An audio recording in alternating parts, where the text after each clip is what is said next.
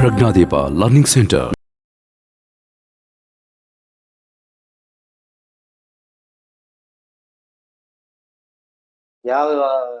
ಯಾವ ಸಬ್ಜೆಕ್ಟ್ ನಿಮ್ favourite? Sir ನಂದ ಸರ್ ತುಂಬಾ ಇದೆ. ಒಂದೊಂದಾಗಿ ಟಾಪ್ ಪ್ರಯಾರಿಟಿ ಯಾವುದು? Top first, top one.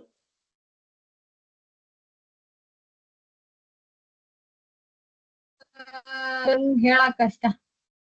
ಹೇಳಕ್ ಕಷ್ಟ, ಎಲ್ಲಾನು ಇಷ್ಟ. ಸೈನ್ಸ್ ಫಸ್ಟಾ ಮ್ಯಾಥ್ಸ್ ಫಸ್ಟಾ? ಸರ್ ಅವ್ ಎರಡ್ರಲ್ಲಿ ನೋಡಿದ್ರೆ ಸೈನ್ಸ್ ಫಸ್ಟ್ ಬರುತ್ತೆ. ಅವ್ ಎರಡ್ರಲ್ಲಿ ನೋಡಿದ್ರೆ ಸೈನ್ಸ್ ಫಸ್ಟ್. ಸೈನ್ಸ್ ಅಲ್ಲಿ ಬಯಾಲಜಿ ಫಸ್ಟಾ ಕೆಮಿಸ್ಟ್ರಿ ಫಸ್ಟಾ? ಕೆಮಿಸ್ಟ್ರಿ, ನಂಗೆ ಕೆಮಿಸ್ಟ್ರಿ ಜಾಸ್ತಿ ಇಷ್ಟ. ಸೊ ಬಯಾಲಜಿ ರೂಲ್ಡ್ ಔಟ್ ಮಾಡೋಣ. ಈಗ ಕೆಮಿಸ್ಟ್ರಿ ಫಸ್ಟಾ ಫಿಸಿಕ್ಸ್ ಫಸ್ಟಾ? Chemistry first, physics second, biology third. Okay, nice. Top priorities chemicals ಅಲ್ವಾ? Okay, nice. ಸೊ ನಾವಿವತ್ತು ಕೆಮಿಸ್ಟ್ರಿನ ಕ್ಲೋಸ್ ಫ್ರೆಂಡ್ ಫಿಸಿಕ್ಸ್ ಬಗ್ಗೆ ಕಲಿತಾ ಇದೀವಿ, ಆಯ್ತಾ? Physics and chemistry are close friends. So ಸುಮಾರು ಕಾನ್ಸೆಪ್ಟ್, ಸುಮಾರು ಅದರಲ್ಲಿ ಸಬ್ ಟಾಪಿಕ್ಸ್ ಎಲ್ಲಾನು ನಮಗೆ ಫಿಸಿಕ್ಸ್ಗೆ ಅದಕ್ಕೆ ಕನೆಕ್ಟ್ ಆಗಿದೆ, ಇಂಟರ್ ಕನೆಕ್ಟ್ ಆಗಿದೆ. For example atoms. ಆಟಮ್ಸ್ ನ ನಾವು ಕೆಮಿಸ್ಟ್ರಿಲಿ ಓದ್ತೀವಲ್ವಾ? ಹೈಡ್ರೋಜನ್, ಹೀಲಿಯಂ, ಇದೆಲ್ಲದನ್ನೂ ಕೆಮಿಸ್ಟ್ರಿಲೂ ಓದ್ತೀವಿ.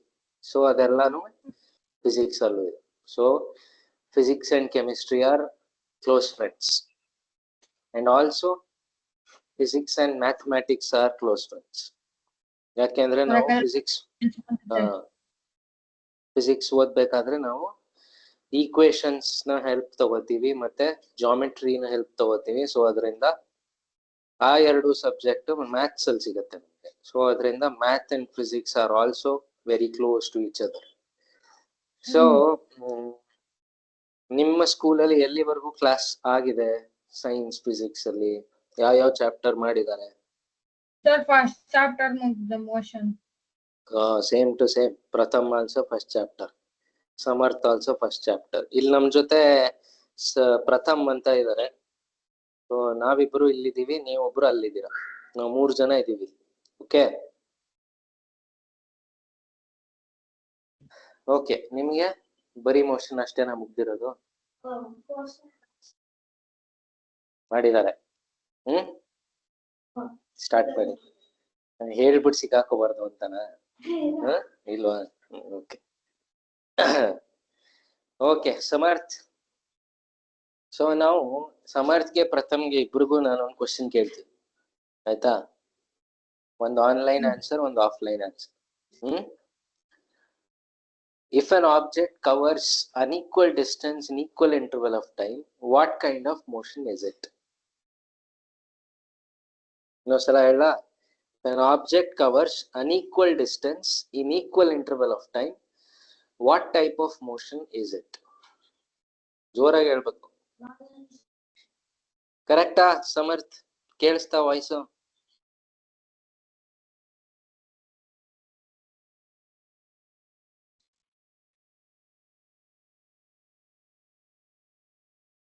ಸರ್ ನಿಮ್ ವಾಯ್ಸ್ ಲ್ಯಾಗ್ ಆಯ್ತು, ಏನು ಕೇಳಿಸ್ಲಿಲ್ಲ. ಓ ಛೇ, ಮಿಸ್ ಆಗೋಯ್ತು. ಇನ್ನೊಂದ್ಸಲ ರಿಪೀಟ್ ಮಾಡ್ತೀನಿ. What kind of motion is it if an object covers unequal distance in equal intervals of time?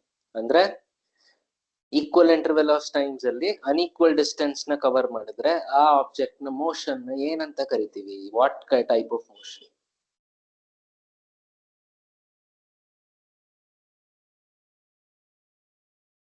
Example ತೋರ್ಸ್ಲಾ? ಓಕೆ, ಕನೆಕ್ಟೇ ಆಗ್ತಾ ಇಲ್ಲ. 0 1 2 3 4 5 6 7 8. ಇವಾಗ ಇದೇ ನಂಬರ್ಸ್ಗೆ ಕೆಳಗಡೆ ಟೈಮ್ ಬರೀತೀವಿ ಆಯ್ತಾ, ಮೇಲ್ಗಡೆ ಡಿಸ್ಟೆನ್ಸ್.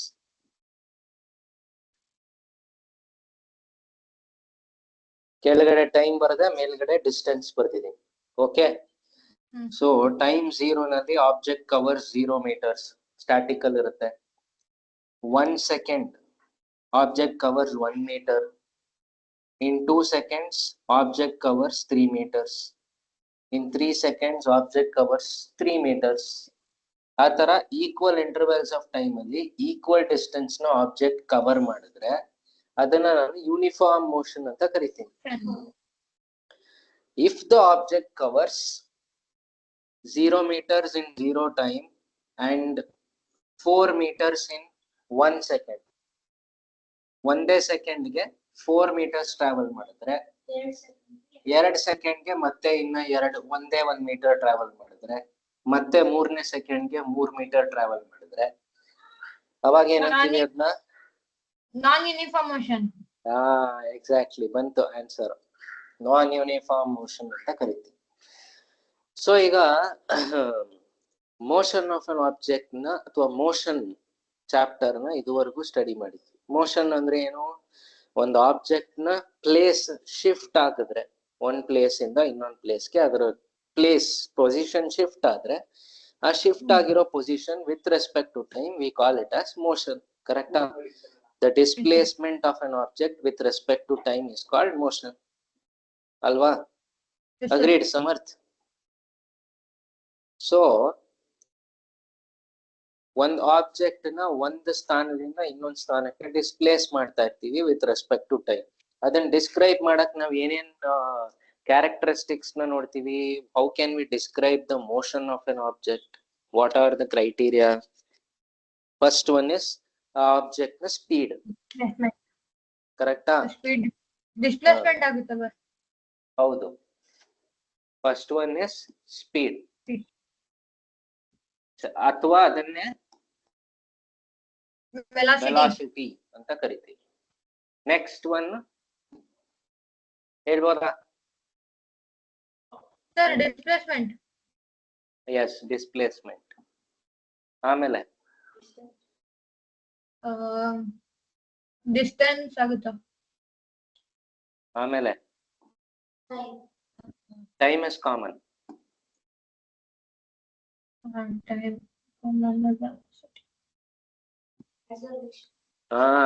ಈ velocity time to time change ಆಗ್ತಾ ಇದ್ರೆ ಅದೇನಂತ ಕರಿತೀವಿ? Acceleration. Sir deacceleration. Sir retardation. Retardation. Retardation ಅಂದ್ರೆ ಡಿಆಕ್ಸಿಲರೇಷನ್ ಅಂದ್ರೆ ಏನು? ನಾವು ರೈಸ್ ಮಾಡ್ತಾ ಇದ್ರೆ ಆಕ್ಸಿಲರೇಟರ್ ನ ಸ್ಪೀಡ್ ಜಾಸ್ತಿ ಆಗ್ತಾ ಇರುತ್ತೆ. ನಾವು ಕಡಿಮೆ ಮಾಡಿ ಬ್ರೇಕ್ ಅಪ್ಲೈ ಮಾಡಿದ್ರೆ ಅದು ಸ್ಪೀಡ್ ಕಡಿಮೆ ಆಗ್ತದೆ. ಕಡಿಮೆ ಆಗೋದನ್ನ ಡಿಸೆಲರೇಷನ್ ಅಥವಾ ರಿಟಾರ್ಡೇಷನ್ ಅಂತ ಕರಿತೀವಿ. ಕರೆಕ್ಟಾ? ಸೊ ಇದಿಷ್ಟರಿಂದ ಒಂದು ಆಬ್ಜೆಕ್ಟ್ ಮೂವ್ ಆಗ್ತಾ ಇದೆ ಅನ್ನೋದನ್ನ ನಾವು ಆರಾಮಾಗಿ ಡಿಸ್ಕ್ರೈಬ್ ಮಾಡ್ಬೋದು, ಹೇಳ್ಬೋದು, ಕಂಡುಹಿಡಿಬಹುದು. ಇದೆಲ್ಲ ಮಾಡ್ಬೋದು. ಇದನ್ ಮಾಡಕ್ಕೆ ನಮ್ಗೆ ಹೇಳಿ ಸರ್ ಕ್ಯಾಮೆರಾ ಚೂರ್ ಟೆಸ್ಟ್ ಮಾಡ್ತೀರಾ? ಮೇಲ್ಗಡೆ ಕಾಣೋದು. ಮೇಲ್ಗಡೆ ಕಾಣಿಸ್ತಿಲ್ವಾ? ಫಸ್ಟ್ ಒನ್ ಕಾಣ್ತಿಲ್ಲ. ಸಾಕು sir. Okay, thank you sir. Yes, is proactive. ಸರಿ. ಸೊ ಈಗ ಇದಿಷ್ಟು ಕ್ಯಾರೆಕ್ಟರ್ಸ್ ನ ಇಟ್ಕೊಂಡು ಆಬ್ಜೆಕ್ಟ್ ನ ಮೋಷನ್ ನ ಡಿಸ್ಕ್ರೈಬ್ ಮಾಡ್ತೀವಿ. ಅದೇ ಮೋಷನ್ ಅನ್ನ ಸ್ಟಡಿ ಮಾಡಕ್ಕೆ, ಇನ್ನು ಡೀಪ್ ಆಗಿ ಸ್ಟಡಿ ಮಾಡಕ್ಕೆ ಈಸಿ ಮೆಥಡ್ಸ್ ಎರಡಿದೆ. ಆ ಮೆಥಡ್ಸ್ ಯಾವುದು? First method is geometrical method. ಅದೇನು? Graphical representation. Correct. Second method is arithmetic. ಅದ್ರಲ್ಲಿ ನಾವ್ ಏನಂತೀವಿ ಅದನ್ನ? ಎಸ್,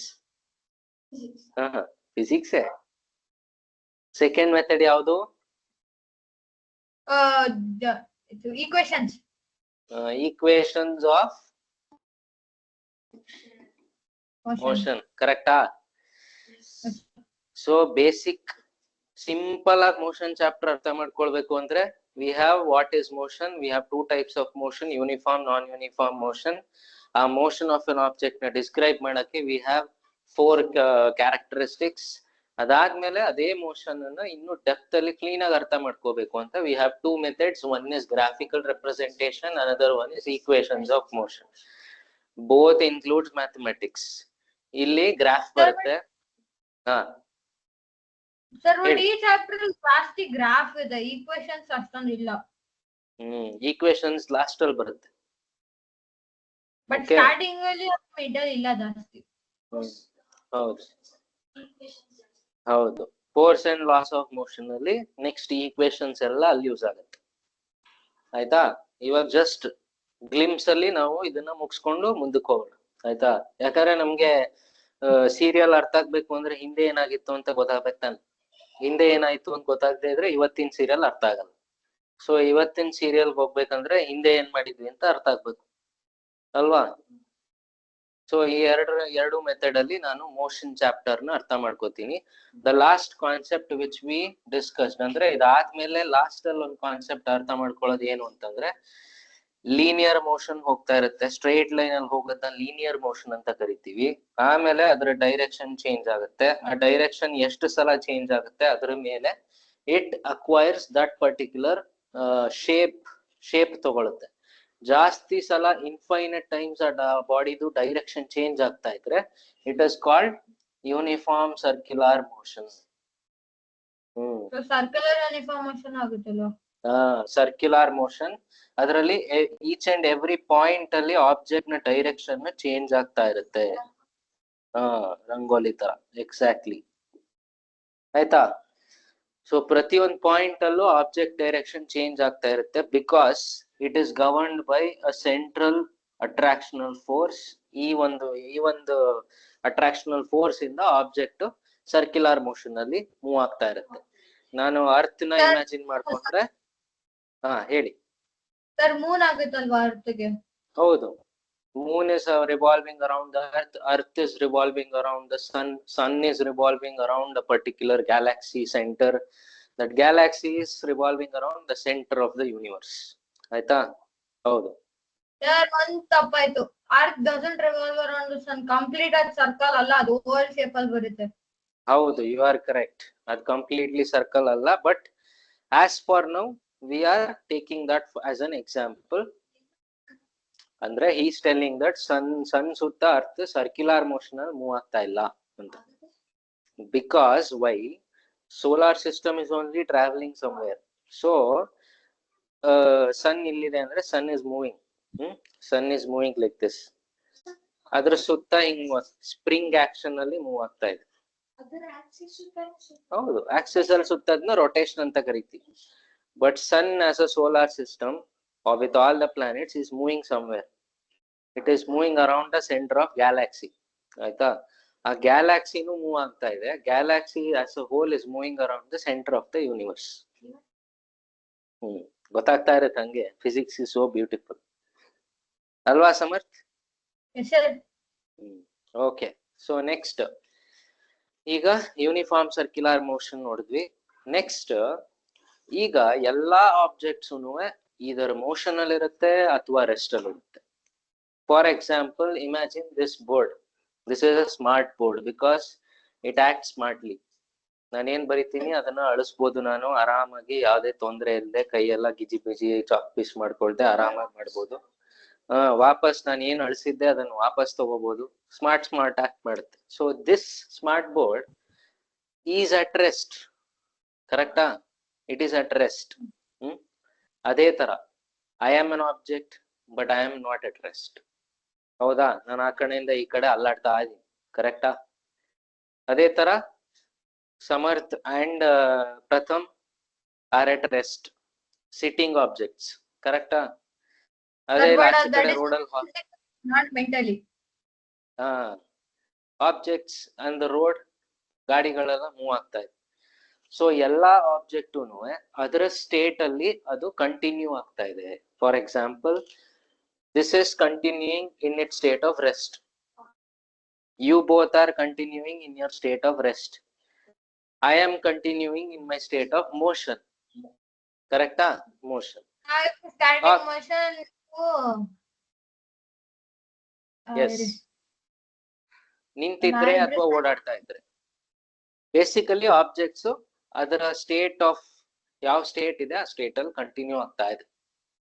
ಇವಾಗ ಆ ಸ್ಟೇಟ್ ನ ನಾವು ಚೇಂಜ್ ಮಾಡ್ಬೇಕು ಅಂತಂದ್ರೆ ಮಾತ್ರ ನಮ್ಗೆ ಒಂದು ಎಕ್ಸ್ಟರ್ನಲ್ ಹೊಸ ಕಾನ್ಸೆಪ್ಟ್ ಎಂಟರ್ ಆಗುತ್ತೆ.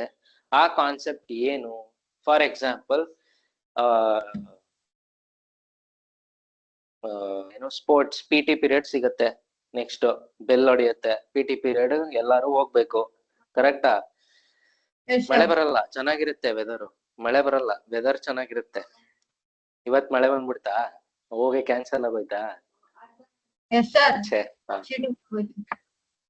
ಸೊ ಈಗ PT ಪೀರಿಯಡ್ಗೆ ಲೈನ್ ಕ್ಯೂ ಮಾಡ್ತೀವಿ ನಾವು. ಕ್ಯೂ ಮಾಡಕ್ಕೆ ನಮ್ಗೆ ಮ್ಯಾಥ್ಸ್ ಕ್ಲಾಸ್ ಅಲ್ಲಿ ಇಲ್ಲದೆ ಇರೋ ಎಕ್ಸೈಟ್ಮೆಂಟ್ PT ಪೀರಿಯಡ್ ಅಲ್ಲಿ ಬಂದ್ಬಿಡುತ್ತೆ. ಯಾಕೆ ಅಂದ್ರೆ ಎಲ್ಲಾರು ಓಡ್ ಬಂದು ಕ್ಯೂ ಮಾಡ್ಬೇಕು, ಒಬ್ರ ಮೇಲೆ ಒಬ್ರು ನೂಕಾಡ್ಕೊಂಡು ಹೆಂಗೋ ಕ್ಯೂ ಮಾಡ್ತೀವಿ. ಕರೆಕ್ಟಾ? ಫಸ್ಟ್ ಅಲ್ಲಿ ನಿಂತೆ ಇವಾಗೆಲ್ಲ ಸ್ಟ್ರಿಕ್ಟ್ ಇದೆ. ಫಸ್ಟ್ ನಿಂತಿರೋನು ಮೂವ್ ಆಗ್ತಾ ಇರಲ್ಲ, ಅವಾಗ ಏನ್ ಮಾಡ್ತೀವಿ? ಹಿಂದ್ಗಡೆಯಿಂದ ತಳ್ತಾರೆ ಯಾರೋ ಒಬ್ರು. ಕರೆಕ್ಟಾ? ಯಾರೋ ಒಬ್ರು ತಳ್ಬಿಡ್ತಾನೆ, ಎಲ್ಲಾರು ಒಬ್ರ ಮೇಲೆ ಒಬ್ರು ಮೂವ್ ಆಗಕ್ ಸ್ಟಾರ್ಟ್ ಆಗ್ಬಿಡ್ತೀರ. ಸೊ ಅಂದ್ರೆ ಆ first person was at rest. ಅವ್ನ್ ಮೂವ್ ಆಗ್ಬೇಕು ಅಂತಂದ ಹಿಂದ್ಗಡೆಯಿಂದ ಯಾರೋ ತಳ್ಳಿದ್ರು, ಅದಕ್ಕೆ ಮೂವ್ ಆಗ್ತಾ ಇದ್ದಾನೆ. ಕರೆಕ್ಟಾ? ಹಿಂದ್ಗಡೆಯಿಂದ ತಳ್ಳಿದ್ರಲ್ಲ, that concept is called force. ಕರೆಕ್ಟಾ? ಇವಾಗ ಫಾರ್ ಎಕ್ಸಾಂಪಲ್ ಕ್ರಿಕೆಟ್ ಬಾಲ್ ನ ಸ್ಟೇಡಿಯಂ ಒಳಗಡೆ ತಗೊಂಡ್ ಹೋಗ್ಬಿಟ್ರೆ ಅದೇ ಬಾಲ್ ಹಾಕೊಳುತ್ತಾ? ಇಲ್ಲ. ಬೌಲರ್ ಅಂತ ಬರ್ಬೇಕು, ಅವ್ನ್ ಚೆನ್ನಾಗಿ ಬೌಲಿಂಗ್ ಪ್ರಾಕ್ಟೀಸ್ ಮಾಡ್ಬೇಕು, ಬಾಲ್ ನ ಎಸಿಬೇಕು ಅವ್ನು. ಕರೆಕ್ಟ್ ತಾನೆ? So then only that ball gains some motion. Correct ಅಲ್ವಾ? ಸೊ ಅದೇ ತರ ಬ್ಯಾಟ್ ಆಲ್ಸೋ, ಅದೇ ತರ wicket also. Wicket is it in state of rest. Wicket ಯಾವಾಗ್ಲೂ ರೆಸ್ಟ್ ಅಲ್ಲಿ ಇರುತ್ತೆ. ಯಾವಾಗ ಬೋಲ್ಡ್ ಆಗುತ್ತೆ ಅವಾಗ ಮಾತ್ರ, ಅಥವಾ ಸ್ಟಂಪ್ ಆಗುತ್ತೆ, ಅಥವಾ ರನ್ಔಟ್ ಆಗುತ್ತೆ, ಹಿಟ್ ವಿಕೆಟ್ ಆಗುತ್ತೆ, ಇವಾಗ ಅಂತ ಟೈಮಲ್ಲಿ ಮಾತ್ರ ದಟ್ ವಿಕೆಟ್ ಕ್ಯಾನ್ ಮೂವ್. ಕರೆಕ್ಟಾ? ಸೊ ಅಂದ್ರೆ ಆ ವಿಕೆಟ್ ಮೂವ್ ಆಗ್ಬೇಕು ಅಂತ ಅಂದ್ರೆ there should be some external force acting on that. Correct ಅಲ್ವಾ? ಸೊ ಅಲ್ಲಿಗೆ ನಾನ್ ಮೋಷನ್ ಅನ್ನೋ ಕಾನ್ಸೆಪ್ಟ್ ಏನ್ ಅರ್ಥ ಮಾಡ್ಕೊಂಡಿದ್ದೆ, ಆ ಮೋಷನ್ ಆಗ್ಬೇಕು ಅಂತ ಅಂದ್ರೆ ಅಥವಾ ರೆಸ್ಟ್ ಬರ್ಬೇಕು ಅಂತ ಅಂದ್ರೆ there must be an external quantity which should make that object to move or to make that object to come to rest. ಅಂದ್ರೆ ಆ ಎಕ್ಸ್ಟರ್ನಲ್ ಹೊಸ ಕ್ವಾಂಟಿಟಿ ಯಾವ್ದಪ್ಪ ಅಂದ್ರೆ ಫೋರ್ಸ್. ಕರೆಕ್ಟಾ? ಇವಾಗ ಯಾವ್ದೋ ಒಂದು ಲಾರಿ ಫುಲ್ ಆಫ್ ಗೂಡ್ಸ್ ಹೋಗ್ತಾ ಇರುತ್ತೆ. ಅದು ತುಂಬಾ ಸ್ಲೋ ಆಗಿ ಹೋಗ್ತಾ ಇದ್ರುನು ತುಂಬಾ ಸ್ಲೋ ಆಗಿ ಹೋಗ್ತಾ ಇದೆ, ನಾನು ಆರಾಮಾಗಿ ತಡೆದ್ಬಿಡ್ಬೋದು. ಆಗತ್ತಾ? ನಾನು ಒಬ್ಬ ಹೋಗ್ಬಿಟ್ಟು ಅದನ್ನ ಹಿಂಗ್ ಕೈಯಲ್ಲಿ ತಡೆದ್ಬಿಟ್ರೆ ನಿಂತ್ಕೊಳತ್ತಾ? ಇಲ್ಲ. ಬಿಕಾಸ್ ಅದಕ್ಕೆ ಅಷ್ಟು ಗೂಡ್ಸ್ ಇರೋದ್ರಿಂದ ಲಾರಿದು ವೆಯ್ಟ್ ಅಥವಾ ಮಾಸ್ ಏನಿದೆ ಅದು ತುಂಬಾ ಹೆವಿ ಆಗಿರುತ್ತೆ. ಆ ಹೆವಿ ಆಗಿರೋದ್ರಿಂದ ಅದನ್ನ ನಾನು ತಡೆದ್ ನಿಲ್ಸಕ್ ಆಗಲ್ಲ. ನಾನು ಏನಾದ್ರು ತಡಿಯಕ್ ಹೋದ್ರೆ ಟೈರ್ ಕೆಳಗಡೆ ಅಪ್ಪಚ್ಚಿ ಆಗ್ಬಿಟ್ಟಿರ್ತೀನಿ. ಕರೆಕ್ಟಾ? ಅದೇ ಆ ದೊಡ್ಡ ಲಾರಿ ಬದಲು ನಿನ್ ಫ್ರೆಂಡ್ ನಡ್ಕೊಂಡ್ ಬರ್ತಾ ಇರ್ತಾನೆ,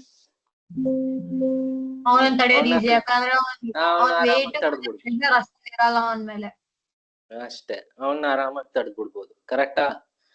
ಅದ್ರ ಬದಲು ಯಾವ್ದೋ ಒಂದು ಚಿಕ್ಕ ನಾಯಿ ಮರಿ ನಡ್ಕೊಂಡ್ ಬರ್ತಾ ಇರುತ್ತೆ, ಅದನ್ನ ಎತ್ಕೊಂಡ್ ಹೊಟ್ಟೋಗ್ಬಿಡ್ಬೋದು. ಕರೆಕ್ಟ್ ತಾನೆ? ಸೊ ಅದನ್ನ ತಡಿಯೋದು ಈಸಿ, ರೆಸ್ಟ್ ಬರ್ಸೋದು ಈಸಿ. ಅದೇ ತರ ಯಾವ್ದಾದ್ರು ಒಂದು for example football or volleyball, whatever it may be. Which is your favourite game? Volleyball. ಇವ್ರಿಗೆ ವಾಲಿಬಾಲ್, ಸಮರ್ಥಿಗೆ ವಾಲಿಬಾಲ್. ಓಕೆ, ಇಬ್ರು ಸೇಮ್. Okay, fine. ಸೊ ಈಗ ವಾಲಿಬಾಲ್ ನ ನಾವು ಈ ಸ್ಪ್ರಿಂಟ್ ಮಾಡ್ತೀವಿ, ಗೊತ್ತಾ? ಇದಕ್ಕೆ ಏನಂತಾರೆ? ಫಿಂಗರಿಂಗ್ ಮಾಡ್ತೀವಿ. ಕರೆಕ್ಟಾ? It goes like spring action ಅಲ್ಲಿ ಮೇಲಕ್ಕೆ ಹೋಗುತ್ತೆ. ಕರೆಕ್ಟ್ ಅಲ್ವಾ? ಸೊ ಒಂದು ಯಾವ್ದೋ ಒಂದು ಪರ್ಟಿಕ್ಯುಲರ್ ಡಯಾಮೀಟರ್, ಯಾವ್ದೋ ಒಂದು ಸೈಜ್ ಇರೋ ವಾಲಿಬಾಲ್ ನ ನಾನ್ ನಿಮ್ಗೆ ಇದ್ ಮಾಡಿ ಅಂತ ಕೊಡ್ತೀನಿ, ಫಿಂಗರ್ ಮಾಡಿ ಅಂತ. ಫಿಂಗರಿಂಗ್ ಆರಾಮಾಗಿ ಮಾಡ್ತೀರ. ಅದೇ ಸೈಜ್ದು ಐರನ್ ಬಾಲ್ ಕೊಡ್ತೀನಿ, ಫಿಂಗರಿಂಗ್ ಮಾಡಿ ಅಂತ. ಆಗತ್ತಾ ಅದು? ಫಿಂಗರ್ ಮಾಡಿದ್ರೆ ಹೋಗಲ್ಲ. ಯಾಕೆ? ಫೋರ್ಸ್ ಇಲ್ಲ ಅದ್ರ ಜೊತೆಗೆ ಆ ವಾಲಿಬಾಲ್ದು ಮಾಸ್ ಏನಿದೆ ಮತ್ತೆ ಅದೇ ಸೈಜ್ ನ ಐರನ್ ಬಾಲ್ದು ಮಾಸ್ ಏನಿದೆ ಎರಡು ಬೇರೆ ಬೇರೆ. ಸೊ ಅಂದ್ರೆ ಒಂದು ಆಬ್ಜೆಕ್ಟ್ ನ ಮಾಸ್ ಜಾಸ್ತಿ ಆಗ್ತಾ ಇದ್ರೆ weight increase ಅದರಲ್ಲಿ ಆಗುತ್ತೆ. ಆ ಒಂದು ಆಬ್ಜೆಕ್ಟ್ ಅಲ್ಲಿ ನಾನ್ ಅಪ್ಲೈ ಮಾಡೋ ಫೋರ್ಸ್ಗೆ ರಿಜೆಕ್ಷನ್ ಜಾಸ್ತಿ ಆಗ್ತಾ ಇರುತ್ತೆ. ಅರ್ಥ ಆಯ್ತಾ? ಇವಾಗ ಇದೇ ಬೋರ್ಡ್ಗೆ ನಾನು ಹಿಂದ್ಗಡೆ 20 kg ವೇಟ್ಸ್ ಆಡ್ ಮಾಡ್ಬಿಟ್ರೆ ಇದನ್ನ ಎಷ್ಟು ಈಸಿಯಾಗಿ ಮೂವ್ ಮಾಡ್ತೀನೋ ಅಷ್ಟೇ ಈಸಿಯಾಗಿ ಅವಾಗ ಮೂವ್ ಮಾಡಕ್ ಆಗಲ್ಲ. ಯಾಕೆ ಅಂದ್ರೆ ಇದ್ರ ವೆಯ್ಟ್ ಜಾಸ್ತಿ ಆಗಿರುತ್ತೆ. ವೆಯ್ಟ್ ಜಾಸ್ತಿ ಆದ್ರೆ ಅಪ್ಲೈ ಮಾಡೋ ಫೋರ್ಸ್ಗೆ ರಿಜೆಕ್ಷನ್ ಜಾಸ್ತಿ ಇರುತ್ತೆ. ಕರೆಕ್ಟಾ? ಇವಾಗ ನಾನು ಅದು ಹಂಗೆ ಆಗೋದು. ಎಕ್ಸಾಕ್ಟ್ಲಿ ಲಾರಿ ಎಕ್ಸಾಂಪಲ್ ಅಲ್ಲೂ ಹಂಗೆ ಆಗುತ್ತೆ. ಅರ್ಥ ಆಗ್ತಾ ಇಲ್ಲ? ಲಾರಿನ ತಡಿಯೋಕ್ ಆಗತ್ತಾ ಅಂತ ಹೇಳದ್ನಲ್ವಾ? ಆಗಲ್ಲ ತಡಿಯಕ್ಕೆ. ಯಾಕೆಂದ್ರೆ ಲಾರಿನಲ್ಲಿ ವೆಯ್ಟ್ ಜಾಸ್ತಿ, ತುಂಬಾ ವೆಯ್ಟ್ ಜಾಸ್ತಿ ಲಾರಿದು. ಹೌದಾ? ಅದೇ ಲಾರಿನ ಎಂಟಿ ಮಾಡಿ ಪಾರ್ಟ್ಸ್ ಎಲ್ಲ ಬಿಚ್ಚಾಕ್ಬಿಟ್ಟು ಒಂದೊಂದೇ ಪಾರ್ಟ್ ನೆತ್ಕೊಂಡು ಆರಾಮಾಗಿ ಬರ್ಬೋದು. ಕರೆಕ್ಟಾ? ಅದೆಲ್ಲ ಅಸೆಂಬಲ್ ಆಗಿದ್ದಾಗ ಎಲ್ಲಾದ್ರದ್ದು ವೆಯ್ಟ್ ಸೇರಿ ಅದ್ರ ಟೋಟಲ್ ವೆಯ್ಟ್ ಜಾಸ್ತಿ ಆಗಿರುತ್ತೆ. ಹೌದಲ್ವಾ? ಸೊ ಅಂದ್ರೆ ಎಲ್ಲಾ ಆಬ್ಜೆಕ್ಟ್ಗೂನು ಅದರದ್ದೇ ಆದ ಒಂದು ಕ್ಯಾರೆಕ್ಟರ್ ಇರುತ್ತೆ. ಆ ಕ್ಯಾರೆಕ್ಟರ್ ನ ನಾವು ಇನರ್ಷಿಯಾ ಅಂತ ಕರಿತೀವಿ. ಆಯ್ತಾ? ಇನರ್ಷಿಯಾ ಅಂತಂದ್ರೆ the rejection offered by any object for a particular force. ನಾನು ಏನ್ ಫೋರ್ಸ್ ಅಪ್ಲೈ ಮಾಡ್ತೀನಿ ಅದಕ್ಕೆ ರೆಫ್ಯೂಸ್ ಮಾಡುವಂತ ಒಂದು ಕೆಪಾಸಿಟಿ ಅದು ಪ್ರತಿಯೊಂದು ಆಬ್ಜೆಕ್ಟ್ಗೂ ಇದೆ ಯೂನಿವರ್ಸಲ್ಲಿ. It depends only on its mass. ಈ ಪೆನ್ಗೆ ಮಾಸ್ ತುಂಬಾ ಕಡಿಮೆ, ಇದನ್ನ ಎಷ್ಟು ದೂರ ಬೇಕಾದ್ರೆ ಎಸಿಬಹುದು. ಇದೇ ಪೆನ್ ಇದೇ ಸೈಜ್ ನ ಒಂದು ಕಬ್ಣ ಇಟ್ಕೋತೀನಿ. ಕಬ್ಣ ಇಟ್ಕೊಂಡ್ರೆ ಅದ್ರ ಮಾಸ್ ಆಬ್ವಿಯಸ್ಲಿ ಹೆವಿ ಆಗಿರುತ್ತೆ. ಅದನ್ನ ಇದ್ರಷ್ಟು ದೂರ ಹೋಗಲ್ಲ, ಎಸಿಬಹುದು. ಇದು ಹೌದಾ? ಸೊ ಅದೇ ತರ ಹೆವಿಯೆಸ್ಟ್ ಆಬ್ಜೆಕ್ಟ್ ನ ಇದೇ ಸೈಜ್ ಅಲ್ಲಿ ಮಾಡ್ಸಿರ್ತೀನಿ, ಆಗಲ್ಲ ಅದನ್ನ ಎಸಿಯಕ್ಕೆ. ಕರೆಕ್ಟ್ ಅಲ್ವಾ? ನಾವೆಲ್ಲ ಶಾರ್ಟ್ ಪುಟ್ ನೋಡಿದೀವಲ್ವಾ? ಶಾರ್ಟ್ ಪುಟ್ ಬಾಲ್ ಅದ್ ನೋಡಕ್ ಈಸಿ ಇದೆ ಬಟ್ ಅದು ಕಷ್ಟನೇ. ಸೈಜ್ ನಮ್ ಟೆನ್ನಿಸ್ ಬಾಲ್ ಗಿಂತ ಒಂಚೂರ್ ದಪ್ಪ ಇರುತ್ತೆ ಅಷ್ಟೇ ಅದು. ಆರಾಮಾಗಿ ಎತ್ಬೋದು ಅಂತ. ಐರನ್ ಬಾಲ್ ವೇಟ್ ಇರುತ್ತೆ ಸರ್. ಐರನ್ ಬಾಲ್ ವೇಟ್ ಇರುತ್ತೆ. ಸೊ ಆ ಟೆನ್ನಿಸ್ ಬಾಲ್ ರಿಜೆಕ್ಷನ್ಗೂ ಐರನ್ ಬಾಲ್ ನ ರಿಜೆಕ್ಷನ್ಗೂ ವ್ಯತ್ಯಾಸ ಇದೆ. ಹೌದಾ? ಐರನ್ ಬಾಲ್ ಜಾಸ್ತಿ ರೆಫ್ಯೂಸ್ ಮಾಡುತ್ತೆ ನೀನ್ ಅಪ್ಲೈ ಮಾಡೋ ಫೋರ್ಸ್. ನೀನ್ ತುಂಬಾ ಫೋರ್ಸ್ ಅಪ್ಲೈ ಮಾಡ್ಬೇಕು. It is nothing but I push you, you push me. ಆಯ್ತಾ? ನೀನ್ ನನಗಿಂತ ವೇಟ್ ಕಡಿಮೆ ಇದೆಯಾ, ನಾನ್ ನಿನ್ಗಿಂತ ವೇಟ್ ಜಾಸ್ತಿ ಇದೆ. You have to apply more force on me to push me. ನನ್ಗೇನು ಬೇಕಾಗಿಲ್ಲ, ನಾನು ಸುಮ್ನೆ ತಳ್ಬೋತೀನಿ. ಹೌದಾ? ನನ್ಗೆ ಅಷ್ಟು ಫೋರ್ಸ್ ಅಪ್ಲೈ ಮಾಡೋದ್ ಬೇಕಾಗಿ. ಇವಾಗ ಅಭಿಷೇಕ್ ಸರ್ ಬಂದ್ರು, ಅವ್ರು ನನ್ಗಿಂತ ಹೈಟ್ ಇದಾರೆ, ನನ್ಗಿಂತ ಫುಲ್ ಹಿಂಗಿದ್ದಾರೆ ಫಿಸಿಕ್. ಹೌದಾ? ನಾನ್ ಅವ್ರನ್ನ ತಳ್ಳೋದ್ ಕಷ್ಟ, ಅವ್ರು ನನ್ನ ಆರಾಮಾಗಿ ತಳ್ಬಿಡ್ತಾರೆ. ಸೊ ಹಂಗೆ ಅರ್ಥ ಆಗ್ತಾ ಇದೆಯಾ? ಒಂದು ಆಬ್ಜೆಕ್ಟ್ ನ ಮಾಸ್ ಅಥವಾ ವೆಯ್ಟ್ ಜಾಸ್ತಿ ಆಗ್ತಾ ಅದರ quality to refuse the force applying on it increases. ಅದನ್ನ ನಾವು ಇನರ್ಷಿಯಾ ಅಂತ ಕರಿತೀವಿ. Inertia of an object, not motion. ಆಯ್ತಾ? ಸೊ ಈಗ ಫೋರ್ಸ್ ಅಂದ್ರೆ ಏನು ಅಂತ ಗೊತ್ತಾಯ್ತು. ಫೋರ್ಸ್ ಅಂದ್ರೆ ಏನು? It is an invisible quantity which is responsible for the motion or rest of an object. ಆಯ್ತಾ? ಒಂದು ಆಬ್ಜೆಕ್ಟ್ ನ ನಿಲ್ಸ್ಬೇಕು ಅಥವಾ ಒಂದು ಆಬ್ಜೆಕ್ಟ್ ನ ಮೂವ್ ಮಾಡಿಸ್ಬೇಕು ಅಂತಂದ್ರೆ they require a physical quantity that